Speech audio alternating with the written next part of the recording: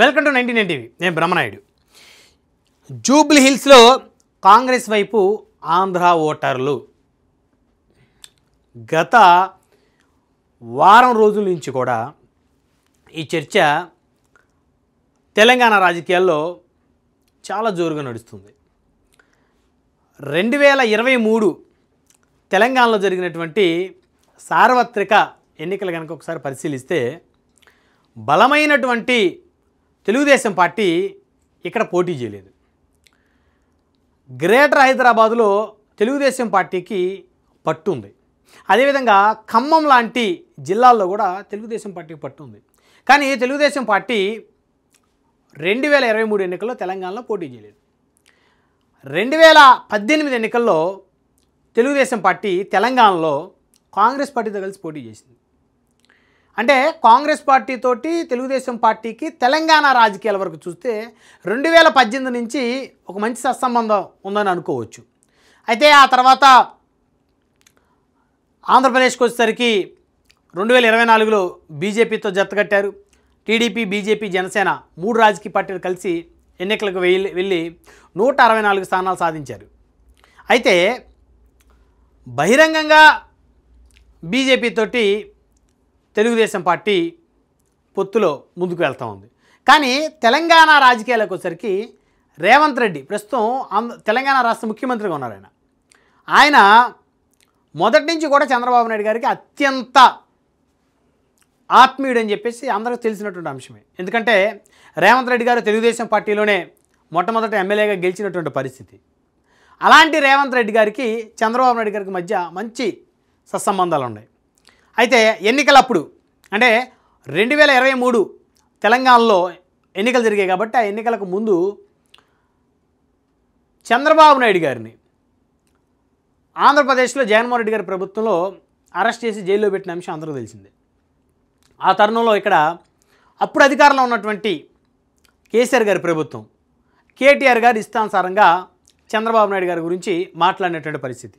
ఎందుకంటే చాలామంది ఐటీ ఉద్యోగులు, సాఫ్ట్వేర్ ఉద్యోగులు, మరి హైటెక్ సిటీ, నానాకరం కూడా పలు ప్రాంతాల్లో చంద్రబాబు నాయుడు గారి అరెస్టుకు నిరసనగా వాళ్ళు నిరసన కార్యక్రమం చేపట్టిన తరుణంలో ఆంధ్రాకు వెళ్ళి చేసుకోమని చెప్పేసి అప్పుడు కేటీఆర్ గారు ఏదైతే మాట్లాడారో దానికి చాలామంది హట్ అయినటువంటి పరిస్థితి.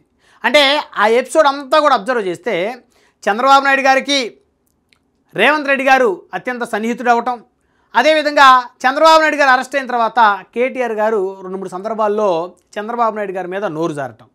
సో ఇవన్నీ చాలా క్షుణ్ణంగా అబ్జర్వ్ చేసినటువంటి ఆంధ్ర ఓటర్లు, ప్రత్యేకించి తెలుగుదేశం పార్టీ సానుభూతి పరులు మూకమ్మడిగా గుంపుగా వెళ్ళి కాంగ్రెస్ పార్టీకి ఓటేశారు. అంటే 2023 ఎన్నికలకు ముందే కాంగ్రెస్ పార్టీకి ఓటేయాలని చెప్పేసి తెలుగుదేశం పార్టీ సానుభూతి పరులు అనుకున్నటువంటి మాట వాస్తవం. అయితే ఇప్పుడు ఆంధ్రాలో ఎన్నికలు అయిపోయాయి. కూటమి ప్రభుత్వం అధికారంలోకి వచ్చి 1.5 ఏళ్ల గడిచింది. సో ఇప్పుడు జూబ్లీ హిల్స్లో ఉప ఎన్నిక జరుగుతూ ఉంది. ఈ జూబ్లీ హిల్స్ నియోజకవర్గంలో మాగంటి గోపీనాథ్ గారు, ఆయన తెలుగుదేశంలోనే పుట్టి తెలుగుదేశంలోనే పెరిగినటువంటి నాయకుడు, తెలుగుదేశం పార్టీలోనే ఎమ్మెల్యే అయినటువంటి నాయకుడు ఆయన. సరే, ఆ తర్వాత కేసీఆర్ గారి సమక్షంలో టీఆర్ఎస్లో చేరారు. టీఆర్ఎస్ నుంచి గెలిచారు 2018లో. మళ్ళీ టీఆర్ఎస్ బీఆర్ఎస్గా రూపాంతరం చెందిన తర్వాత 2023లో కూడా జూబ్లీ హిల్స్ నుంచి ఎమ్మెల్యేగా ఆయన గెలిచిన పరిస్థితి. అంటే 3 ఎన్నికల్లో వరుసగా జూబ్లీ హిల్స్ నుంచి గెలిచారు ఆయన. అలాంటి గోపీనాథ్ గారు మరణంతో ఉప ఎన్నిక వచ్చినటువంటి పరిస్థితి. ఈ ఉప ఎన్నికల్లో గోపీనాథ్ గారి భార్య మాగంటి సునీత గారు బీఆర్ఎస్ పార్టీ అభ్యర్థిగా బరిలో ఉన్నారు. కాంగ్రెస్ అభ్యర్థిగా చిన్న శ్రీశైలం యాదవ్ గారు కుమారు నవీన్ యాదవ్ గారు ఆయన బరిలో ఉన్నారు. బీజేపీ అభ్యర్థిగా లంకాల దీపక్ రెడ్డి గారు ఆయన బరిలో ఉన్నారు. ఇప్పుడు ఈ 3 అభ్యర్థుల్లో పొలిటికల్ బ్యాక్గ్రౌండ్ ఉన్నటువంటి అభ్యర్థి ఎవరంటే ఖచ్చితంగా మాగంటి సునీత గారే. ఎందుకంటే ఆవిడ భర్త గోపీనాథ్ గారు 3 సార్లు ఎమ్మెల్యేగా, హ్యాట్రిక్ ఎమ్మెల్యేగా ఆయన విజయం సాధించారు జూబ్లీ హిల్స్ నియోజకవర్గంలో. కానీ ఇక్కడ చాలా ఒక విచిత్రమైనటువంటి రాజకీయ వాతావరణం ఏర్పడింది.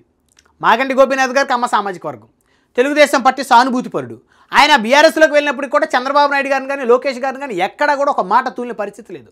ఆయన చనిపోతే ఆయన దాన సంస్కారాలు అయ్యేంత వరకు కూడా నారా లోకేష్ గారు భార్య బ్రాహ్మణి గారు వచ్చి ఆ కుటుంబానికి మరి అండగా నిలబడి వారికి ధైర్యం చెప్పినటువంటి పరిస్థితి.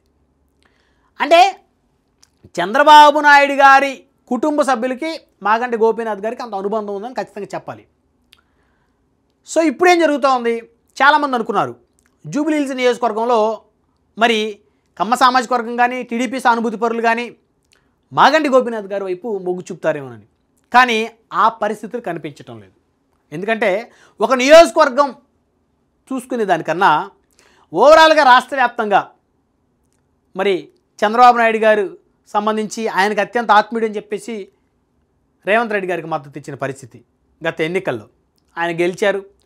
సో ఇప్పుడు మరి కులం పక్కన పెట్టి అదే నియోజకవర్గం జూబ్లీహిల్స్ నియోజకవర్గంలో మరి నవీన్ యాదవ్ గారికి ఓటేయటం కోసం ఆంధ్ర ఓటర్లు ప్రత్యేకించి తెలుగుదేశం పార్టీ సానుభూతి పరులు చంద్రబాబు నాయుడు గారి సామాజిక వర్గం వాళ్ళందరూ కూడా నిర్ణయించుకున్నటువంటి పరిస్థితి.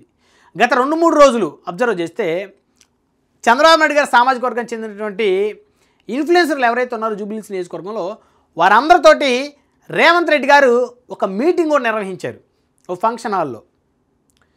వాళ్ళందరూ మద్దతు కోరారు, మీ అందరూ కూడా కాంగ్రెస్ అభ్యర్థికి ఓటేయండి, ఇక్కడ కాంగ్రెస్ అభ్యర్థిని గెలిపించండి. మరి చాలామంది రేవంత్ రెడ్డి గారికి మాట ఇచ్చినట్టయితే స్పష్టంగా తెలుస్తూ ఉంది ఆయనకే ఓటేస్తామని. అంటే ఇక్కడ చంద్రబాబు నాయుడు గారి సామాజిక వర్గం ఓటర్లు 5,000 నుంచి ఒక 7,000 మధ్యలో ఉన్న పరిస్థితి జూబ్లీహిల్స్ నియోజకవర్గంలో. కానీ వాళ్ళు ఈ నియోజకవర్గంలో మిగిలిన సామాజిక వర్గాల ఓటర్లను ప్రభావితం చేయగలిగినటువంటి శక్తి ఉంది. చాలామంది వ్యాపారవేత్తలు సో ఉన్నటువంటి పరిస్థితి. కాబట్టి ఈ నియోజకవర్గంలో ఆంధ్ర ఓటర్లు ఎక్కడెక్కడైతే ఉన్నారో వారిని టీడీపీ సానుభూతి పరులు ఖచ్చితంగా ఇన్ఫ్లుయెన్స్ చేసేటువంటి పరిస్థితి స్పష్టంగా కనపడుతూ ఉంది.